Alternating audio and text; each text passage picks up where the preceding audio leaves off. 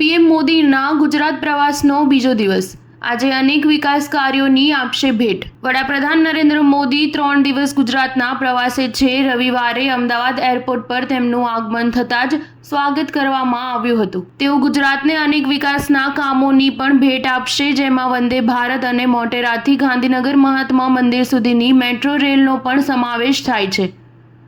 વડાપ્રધાન નરેન્દ્ર મોદી આજે સવારે 10 વાગે મહાત્મા મંદિર ખાતે ગ્લોબલ રી-ઇન્વેસ્ટ રિન્યુએબલ એનર્જી સમિટની શરૂઆત કરશે। આ પછી બપોરે 12 વાગે રાજભવન જશે। ત્યારબાદ બપોરે 1:30 વાગે અમદાવાદ ગાંધીનગર મેટ્રો સેવાને લીલી ઝંડી આપશે અને સેક્ટર 1 થી ગિફ્ટ સિટી સુધી મેટ્રોમાં મુસાફરી કરશે। તો 3:30 વાગે અમદાવાદના જીએમડીસી ગ્રાઉન્ડ ખાતે ભાજપ કાર્યકર સંમેલનમાં હાજરી આપશે, જ્યાં 8,000 કરોડના વિવિધ વિકાસ કામોનું લોકાર્પણ કરશે। સાંજે 6 વાગે રાજભવન જશે। રવિવારે વડાપ્રધાન નરેન્દ્ર મોદી અમદાવાદ એરપોર્ટ પરથી મુખ્યમંત્રી સાથે વડસર જવા રવાના થયા હતા। તેમણે અહીં વડસર એરફોર્સ સ્ટેશન અને નવા ઓપરેશન સેન્ટરની મુલાકાત લીધી હતી।